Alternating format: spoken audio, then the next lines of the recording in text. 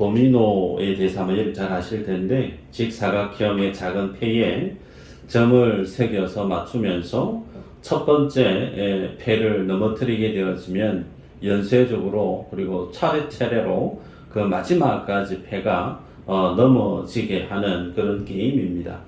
그래서 도미노 게임에 있어서 중요한 것은 첫 번째 순서, 그 도미노를 어떻게 넘어뜨리느냐에 따라서 승패가 갈라지게 되죠.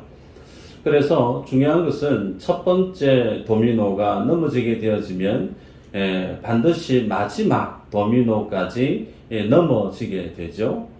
그래서 첫 번째와 마지막까지의 넘어지는 것들은 시간의 문제일 뿐이지 반드시 첫 번째 넘어졌던 그 결과는 마지막에 도미노에까지 영향을 미치게 됩니다.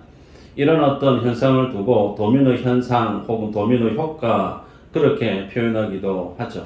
예를 들면 한 기업이 부도가 나고 어떤 경제적 경영상의 위기를 경험하게 되어지면 단순히 한 기업에서 끝나는 것이 아니죠. 그 기업과 관계를 맺고 있는 다른 기업도 연쇄적으로 경영상의 위기를 겪게 되고, 그 위기가 겪게 되어질 때 사회 전반의 모든 경제 전 영역에 그와 관련된 영향을 미치게 되죠. 이런 현상, 도미노 현상, 그렇게 다 이해를 하는데, 오늘 어떤 본문에 보면 이스라엘이 마치 이와 같은 도미노 현상을 경험하고 있는 사실을 보게 됩니다.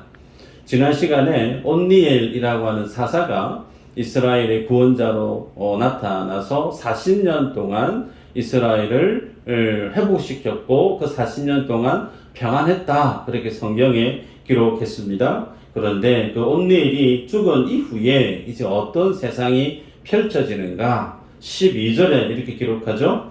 이스라엘 자손이 또 여호와의 목전에 악을 행하니라. 이스라엘 자손이 여호와의 목전에 악을 행함으로 여호와께서 모압 왕 에글론을 강성하게 하사 그들을 대적하게 하심에, 그렇게 말씀합니다. 12절을 보시면 성경 독자들에게 눈을 멈추게 하는 특별한 표현이 있죠. 어떤 말씀이 들어옵니까? 이스라엘 자손이 또라는 거예요. 또. 이스라엘 자손이 또 여호와 앞에 악을 행했다. 그 악이라 하면 하나님 앞에 우상 숭배를 했고 하나님의 언약을 배반했고, 그래서 하나님을 떠나버린 이스라엘의 악행을 이렇게 또라고 하는 말로 표현하고 있습니다. 그런데 사사기에서는 이 이스라엘이 또 여호와 앞에 악을 행했다라는 이 표현이 계속해서 등장합니다. 보면 4장 1절에 에웃이 죽으니 이스라엘 자손이 또 여호와의 목전에 악을 행하매, 6장 1절도요. 이스라엘 자손이 또 여호와의 목전에 악을 행하였으므로 여호와께서 7년 동안 그들을 미디안의 손에 넘겨주시니, 그랬습니다. 여러분, 어쩌다가 한 번이 아닌 매번 계속해서 악을 행했다라는 것은 이는 실수가 아니죠. 동일한 실수가 아닙니다. 그래서 그 악, 소위 우상 숭배를 하고 하나님의 언약을 떠나버리고 그 하나님 앞에 배교의 믿음 없음의 삶을 살았던 그들, 자, 이런 일들이 이스라엘의 삶 속에, 그들의 역사 속에 계속해서 반복해서 일어났다라는 겁니다. 여러분, 이런 어떤 사사기에서의 이와 같은 반복되는 패턴을 보면서 오늘 우리들은 성경에 비춰져 있는 내 모습을 볼 수 있어야 되죠. 여러분, 우리들도 늘 같은 죄의 그 모습 앞에서 반복적으로 넘어지는 것이 일상일 겁니다. 그래서 성경을 보면서 우리들은 다른 누구를 볼 것이 아닌 바로 내 자신을 볼 수 있어야 되고, 성경의 이스라엘의 범죄, 넘어지는 이들의 역사의 실패의 역사를 보면서 오늘 내가 하나님 앞에 어떤 모습으로 살아가고 있는가를 직시할 수 있어야 되죠. 그래서 나도 이스라엘 백성과 별반 다르지 않은 인생이구나. 나라고 하는 인생도 별반 다르지 않고, 그래서 하나님께서 내게 부어주시는 그 은혜가 내게 부어만 되지 않으면 나라고 하는 사람도 어쩔 수 없이 하나님의 심판과 하나님의 죽음 앞에서 열애가 될 수 없는 죽어 마땅한 죄인의 모습일 뿐이구나라고 하는 사실을 우리는 깨달으실 수 있어야 되죠. 자, 오늘 보면 이스라엘이 그렇게 악을 행했을 때 하나님이 하시는 일이 모압 왕 에글론을 강성하게 했고, 그 모압 왕 에글론을 통해서 이스라엘을 징계하신 내용이 읽었던 본문의 내용이죠. 13절에 보면 모압 왕 에글론이 암몬과 아말렉 자손들과 함께 연합을 해서 이스라엘의 종려나무 성읍을 점령했다 그랬습니다. 종려나무 성읍을 점령하고 18년 동안 이스라엘이 모압 왕 에글론을 섬겼다. 소위 에글론이 이스라엘을 18년간 다스렸다. 그렇게 말씀을 합니다. 자, 신명기 2장 9절 PPT가 있을 텐데 한번 읽어볼까요? 자, 읽어보십시다. 시작.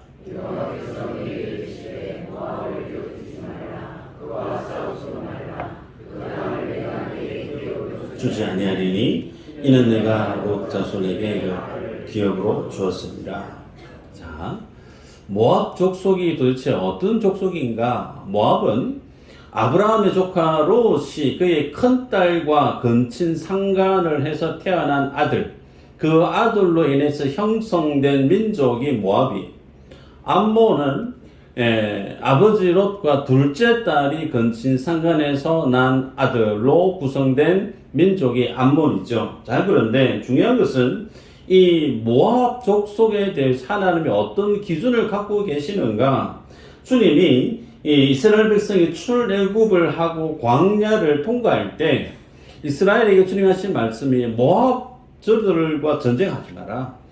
그들의 땅을 침범하지 마라. 하나님이 그들에게 그 땅을 주었다라고 주님이 선을 그으십니다.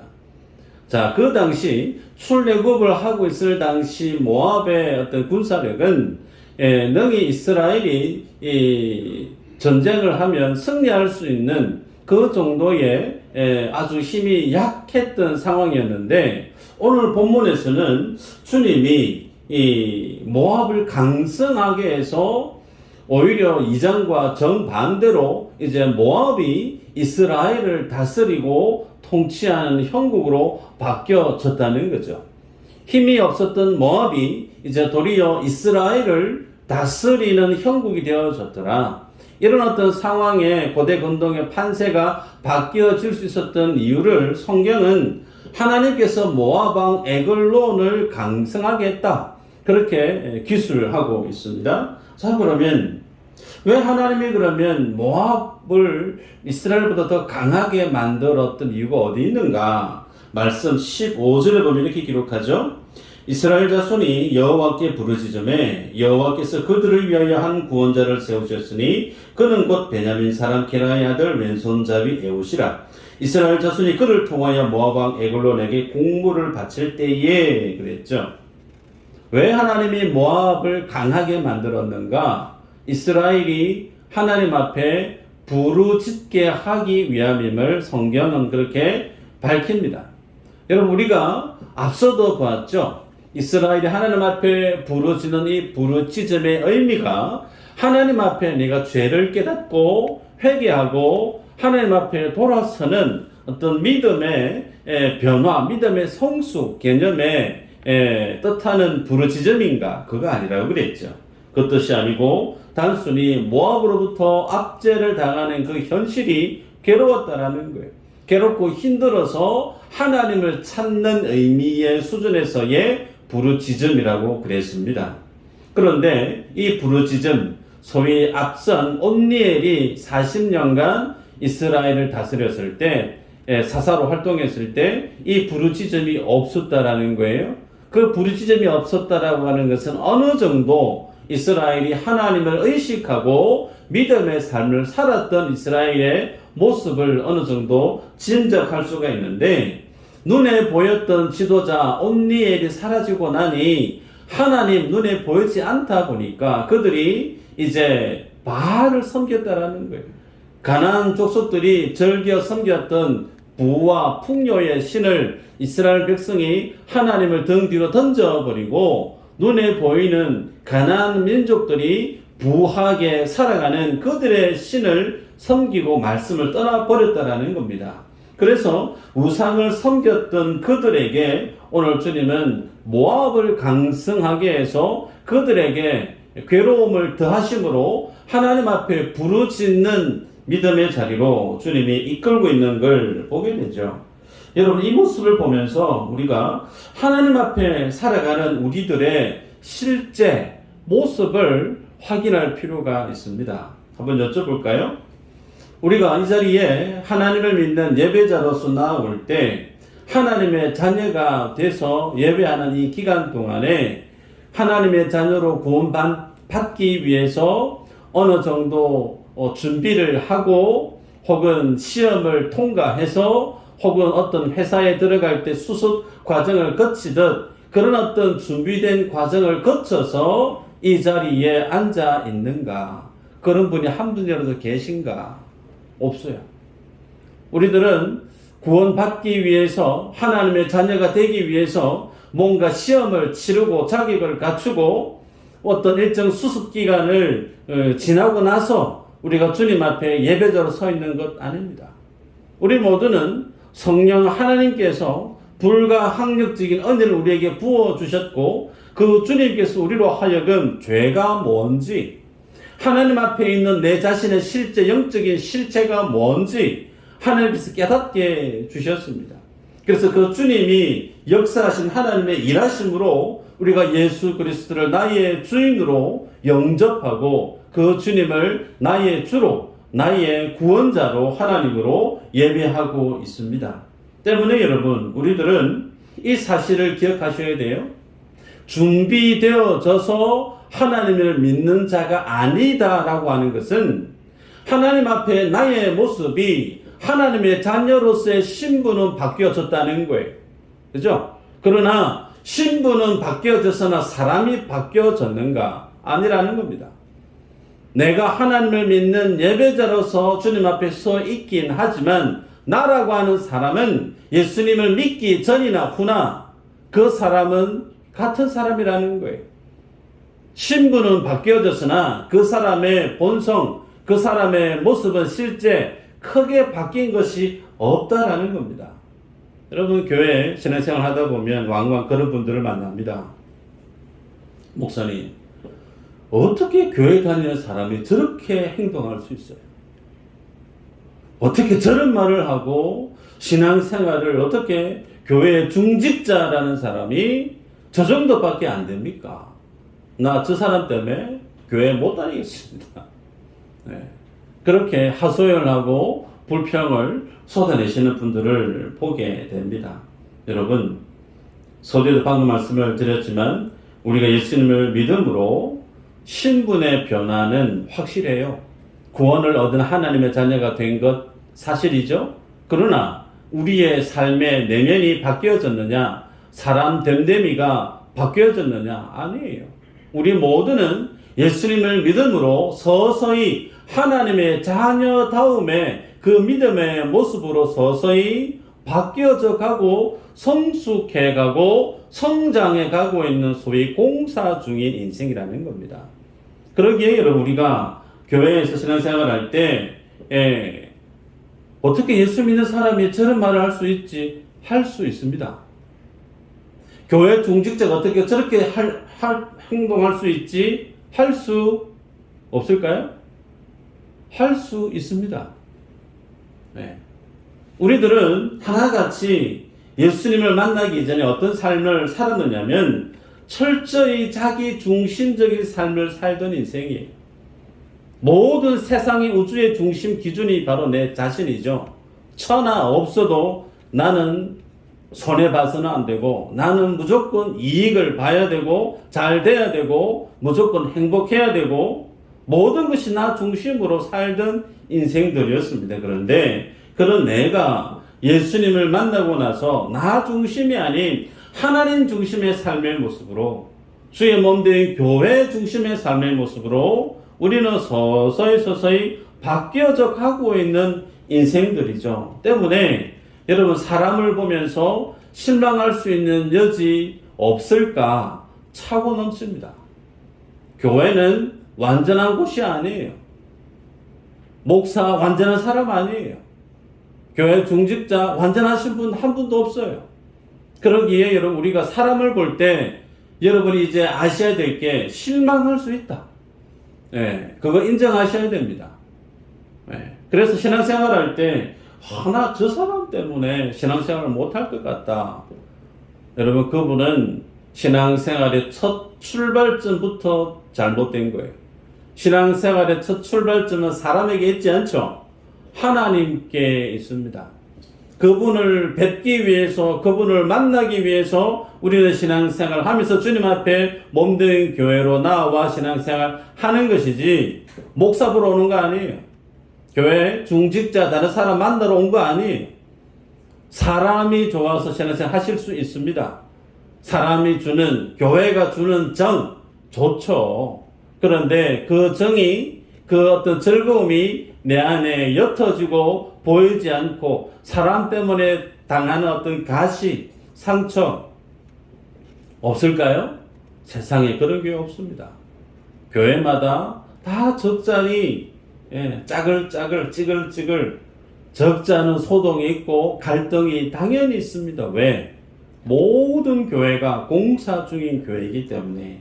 여러분, 그래서 우리들은 오늘 이 사사기 본문의 내용을 보면서 내 안에 있는 연약함을 인정하는 것처럼 곁에 있는 지체의 연약함도 인정하셔야 된다.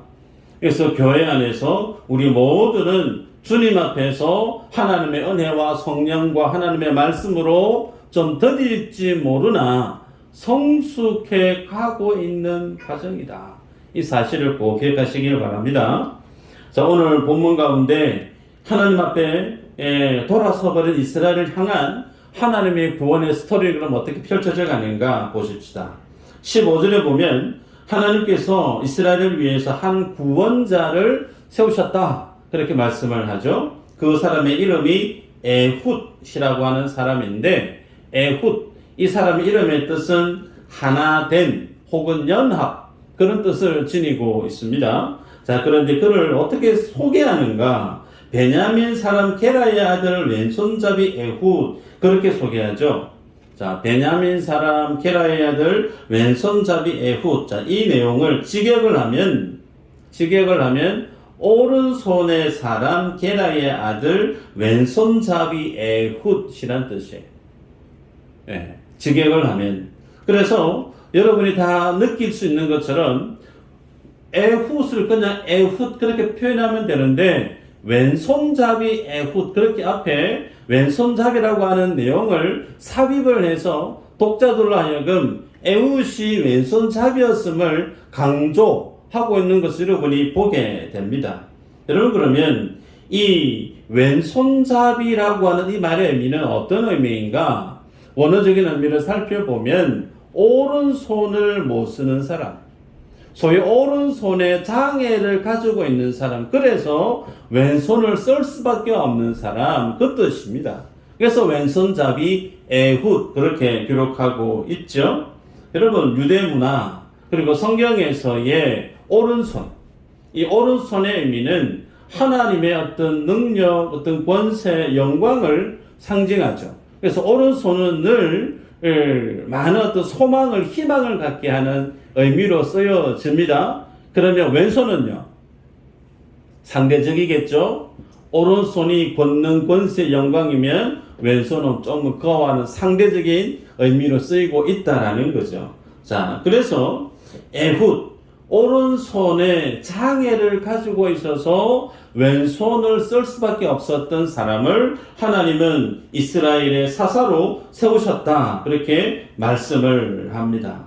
여러분, 모압 에글론이 이스라엘로부터 18년 동안 공무를 받게 되어지는데, 그 공무를 실제 다루는 실무자를 에글론이 어떤 사람에게 그 직임을 맡기기에 편했을까? 오른손, 왼손 잘 쓰는 사람도 물론 있지만, 오른손잡이, 이들이 다 유대인들이 보통 오른손 문화인데, 오른손을 못 쓰는 장애를 가지고 있는 사람, 저 사람이 내게 공무를 바치는 실무자로 일을 하게 되어지면 뭔가 몸에 장애가 있기 때문에 나를 위해할 수 있는 그런 인물로는 아닐 것이다. 어찌 보면 좀 안정감을 줄 수 있는 인물로 모압 에글론이 보았을 것이라는 거예요. 그래서 많은 사람 중에 에웃에게 모압 에글론이 이스라엘 공물을 바치는 직임을 맡겼을 것이다. 추정할 수 있습니다. 여러분, 오른손에 장애가 있어서 왼손으로 살아갈 수밖에 없는 그를 오늘 본문에 하나님은 이스라엘의 구원자로 쓰십니다. 많은 사람들이 볼 때 오른손을 못 쓰는 장애를 가지고 있었기 때문에 크게 주목하지 않았을 수 있습니다. 저 사람 그다지 많은 사람들에게 영향을 미칠 수 있는 그런 어떤 비범한 인물로는 전혀 보이지 않는, 그냥 눈에도 차지 않는 그런 어떤 수준의 사람이었을 거예요. 그런데 그런 사람을 왜 하나님은 이스라엘의 구원자라는 사사로 들어 쓰셨는가라는 거죠. 이유를 볼까요? 말씀 보십시다. 고린도전서 1장 27, 29절 한번 읽어보십시다. 시작.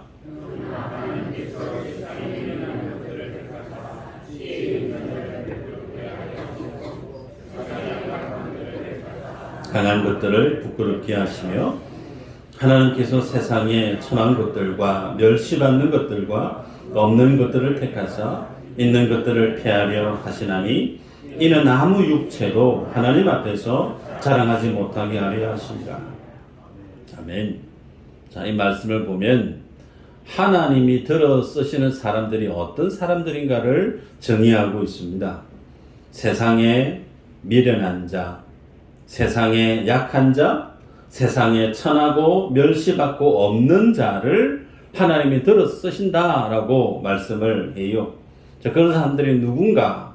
히브리서 11장 32절 34절까지 보면 이렇게 소개합니다.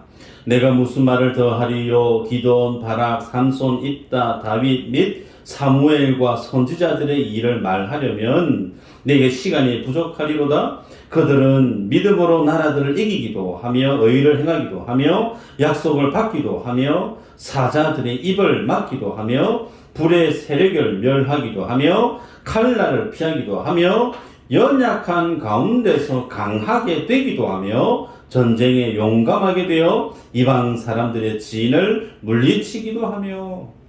자, 11장 소위 믿음장이죠. 히브리서 11장 그 믿음의 위인들을 쭉 소개하는데 그 위인들이 하나같이 어떤 사람들인가, 심지어 다윗까지 소개하는데 하나님의 기준으로 봤을 때는 미련한 자라는 거예요. 부족한 자라는 거예요.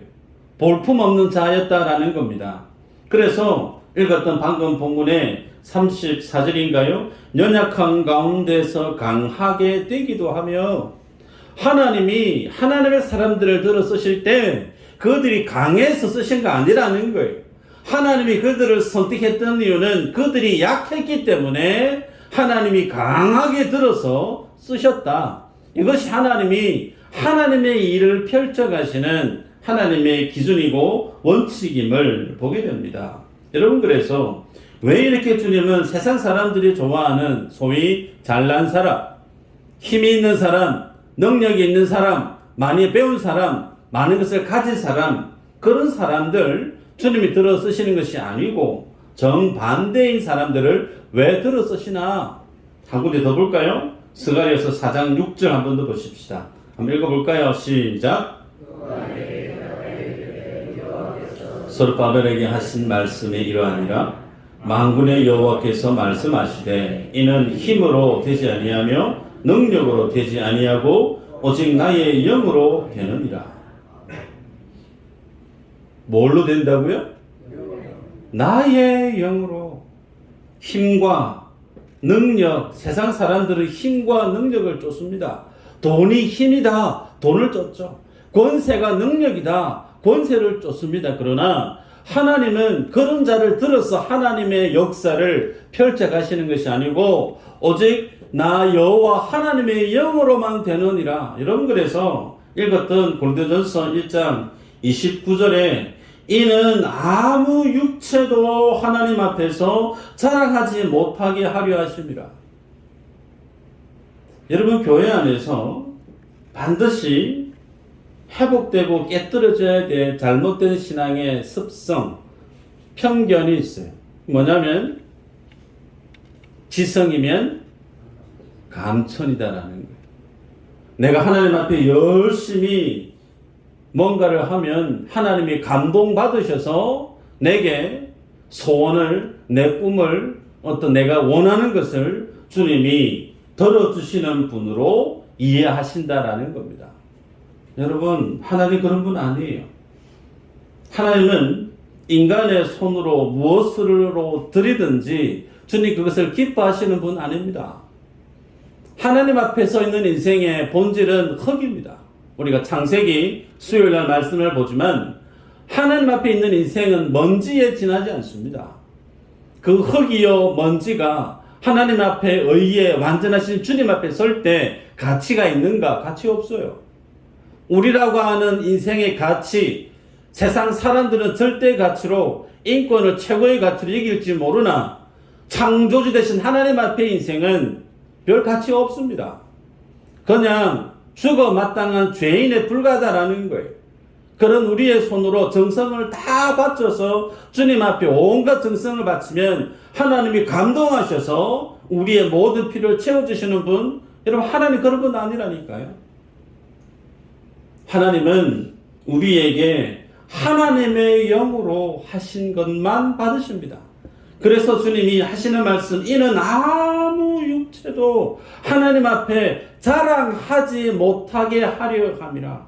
내가 열심히 했더니 주님이 나의 무언가를 들어주셨다. 그거 아니라니까요. 그 안에 어떤 신앙이 내재되어 있는가? 하나님을 마치 사람의 수준으로 보고 있는 비성경적인 신앙의 모습이 배제되어져 있더라는 겁니다. 우리 하나님은 그런 분이 아니에요. 창조주세요. 말 없는 돌덩이로도 하나님을 향해서 찬양하게 만드시는 전지전능하신 하나님이에요. 그 하나님 우리에게 요구하시는 것은 믿음입니다. 믿음. 하나님이 어떤 분인가를 아는 믿음으로 주 앞에 나오는 자. 그래서 주님이 주신 능으로, 주님이 주신 힘으로 내가 이 모든 일을 감당했습니다라고 할 때 하나님이 그 믿음의 헌신을 귀한 것으로 여긴다라는 거예요. 힘과 능으로 되지 아니하고 나의 영으로 되느니라.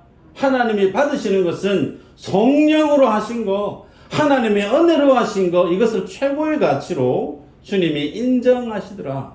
우리는 그것을 예수 그리스도의 의라는 거예요.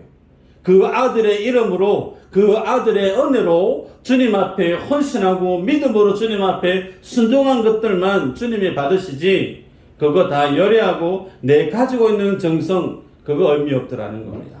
여러분, 그래서 오늘 첫 번째 주시는 교훈이 뭐냐면, 게라의 아들 왼손잡이 에웃을 들어 주님이 쓰시는 거. 소위 베냐민이라고 하는 이름의 뜻이 오른손이라는 뜻이에요. 오른손을 쓰는 지파의 사람들인데 그 중에 왼손잡이를 들어 쓰셨다. 많이 부족한 사람을 주님이 들어 쓰신 이유가 어디 있는가? 하나님의 능력을 나타내 보이기 위해서.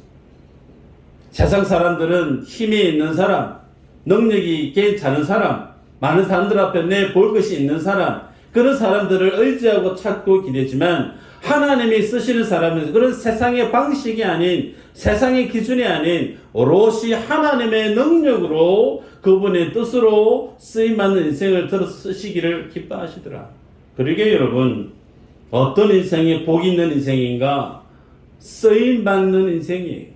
직장에 갔는데 도무지 나를 쓰는 사람이 없어. 빈 책상에 하루 종일 앉아 있어. 여러분, 그 마음이 편할까요? 괴롭습니다. 누군가가 나를 찾고 이거 좀 도와주세요. 그럴 때 내가 쓸모가 있는 인생이구나. 자기 가치를 알아주는 곳에 있을 때 그곳에 삶의 보람 있고 기쁨이 있지. 어느 누구도 나를 찾는 이가 없어요. 하루 종일 앉았다 그냥 퇴근해요. 가시방석이죠. 괴로워요. 하나님 앞에 어떤 삶이 복 있는 인생인가? 하나님이 찾으시는 사람, 하나님이 쓰시는 사람. 그런데 어떤 사람이요? 돈이 있어야 되고, 건강해야 되고, 뭔가 많이 배워야 되고, 세상의 기준에 부합되어야 되고 그거 아니라는 거예요. 내 안에 연약함이 있어도 하나님 앞에 믿음으로 나오는 인생 주님이 들어 쓰시더라는 겁니다. 주님 앞에 서지 못하는, 주님 앞에 나아가기에 있어서 장애물로 서 있는 것들이 있습니까? 주님 앞에 믿음으로 하나씩 점검하시기를 바랍니다. 두 번째, 오늘 가장 큰 교훈이 있는데, 모압 왕 에글론이 점령했던 성읍이 어떤 성읍이냐면 종려나무 성읍, 그렇게 기록되어 있죠. 종려나무 성읍. 자, 이 성읍은 여리고 성을 뜻합니다. 여러분, 이스라엘 백성에게 있어서 여리고 성은 어떤 곳이었느냐면 칼 한 번 휘두르지 않고 피 한 방울 흘리지 않고 하나님의 능력으로 믿음으로 가장 견고하고 큰 성이었던 여리고를 그냥 무혈 입성했던 성이 여리고 성 아닙니까? 그래서 이스라엘 백성에게 있어서 여리고 성은 하나님의 살아계심의 상징이에요.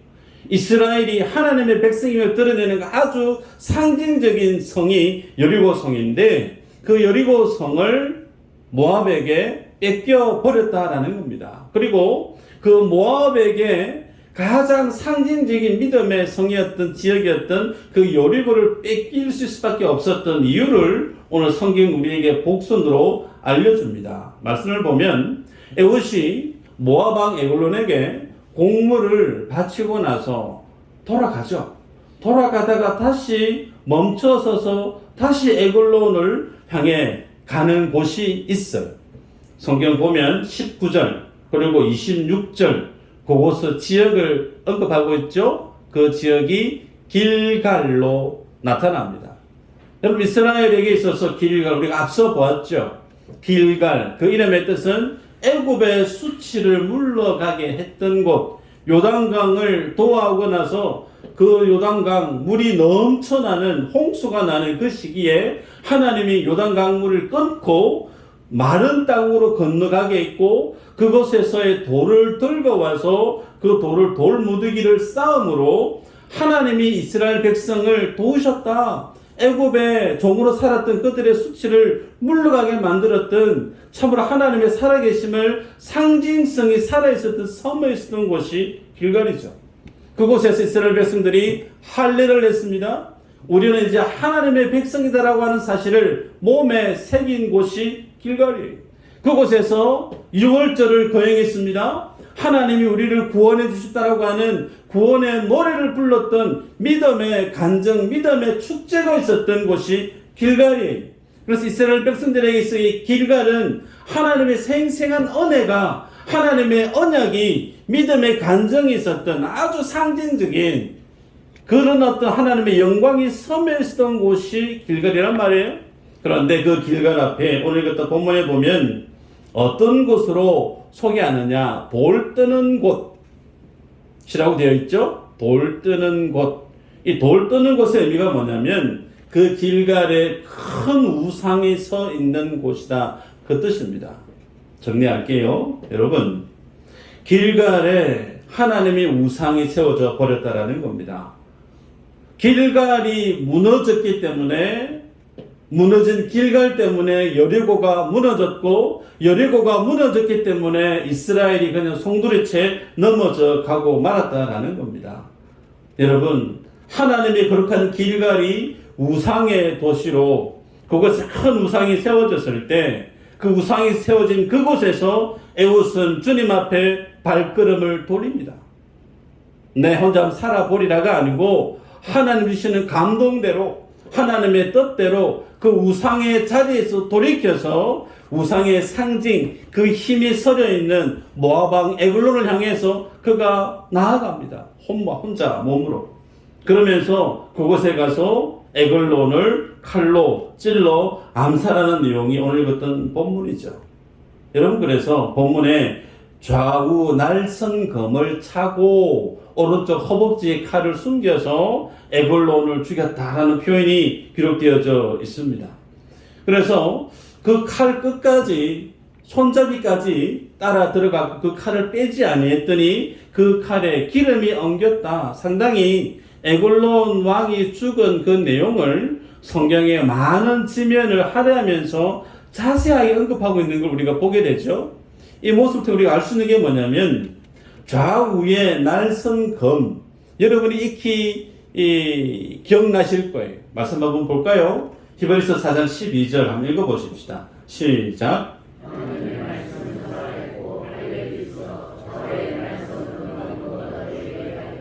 홍과 영과 및 관절과 골수를 찔러 쪼개기까지 하며 또 마음의 생각과 뜻을 판단하나니. 말씀의 검, 검이 곧 하나님의 말씀이라는 거예요.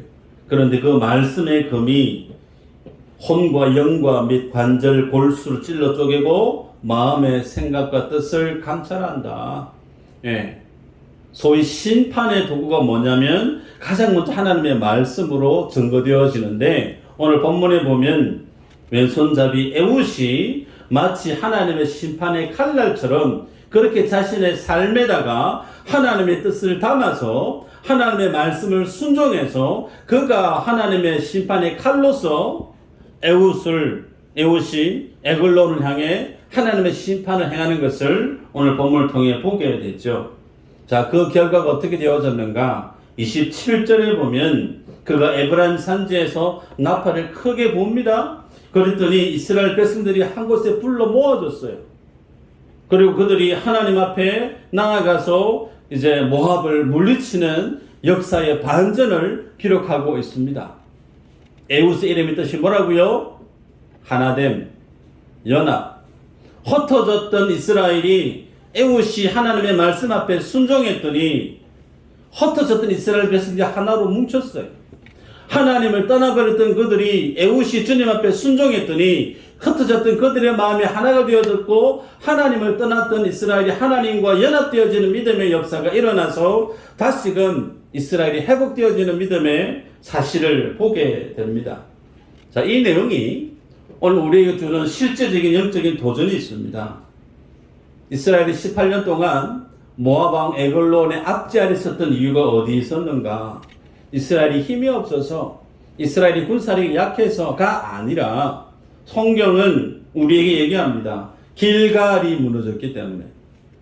길갈이 무너지니까 여리고가 무너지고, 여리고가 무너지니까 전 이스라엘이 그냥 푹 넘어져 버리고 말았다라는 겁니다. 여러분, 그래서 오늘 이 말씀으로 우리의 삶을 돌이켜볼 때 내 삶이, 내 인생이, 내 가정이, 내 교회, 내 삶의 일터를 말씀 가운데 점검하게 되죠. 여러분의 삶을 무너뜨리게 하는 첫 번째 도미노가 뭔가? 가정에 문제가 있을 수 있습니다. 자녀의 문제가 있을 수 있어요. 금전상의 경제적인 어떤 위기가 있을 수 있고, 직장에서의 어려움이 있을 수 있고, 여러 많은 사람 간의 불편한 관계의 어려움이 있을 수가 있습니다. 그런데 이와 같은 것들은 어쩌면 마지막 도미노에 해당되어지는 결과일 수가 있더라는 거예요. 그 결과를 중요하게 여기에 볼 것이 아니라 첫 번째 넘어졌던 도미노가 뭔지를 우리는 믿음의 통찰력으로 스스로 자신의 삶을 점검하실 수 있어야 되더라. 여러분, 길갈이 회복되어지니까 여리고가 회복되어지고, 여리고가 회복되어지니까 온 이스라엘이 회복되어졌다는 겁니다. 가정이 무너지기 전에 예배가 무너집니다. 믿음이 무너지기 전에 하나님의 말씀 앞에서는 삶이 무너져 버립니다. 그래서 가정과 믿음과 삶이 무너지는 그 첫 번째 도미노가 뭔지를 보실 수 있어야 되는데, 오늘 본문에는 에훗이 하나님의 부르심 앞에, 그 하나님의 말씀 앞에 돌이킴으로 세상을 향해서 달려가는 에훗의 모습을 보게 되어질 때, 그 첫 번째 도미노는 에훗에게 있어서는 하나님의 말씀이더라는 거예요. 여러분의 삶 가운데 여러분 스스로 점검하시길 바랍니다. 내 삶의 첫 번째 도미노가 뭔가? 말씀일 수가 있고, 기도일 수가 있고, 혹은 예배일 수도 있을 겁니다. 첫 번째 도미노를 여러분이 반드시 회복하셔야 여러분의 여리고를, 여러분의 산업을, 여러분의 삶의 터전을 회복할 수 있음이 오늘 성경이 우리에게 주는 영적인 도전이죠. 이 믿음의 말씀 앞에 순종하는 여러분 되시기를 주 여러분으로 축복합니다. 네.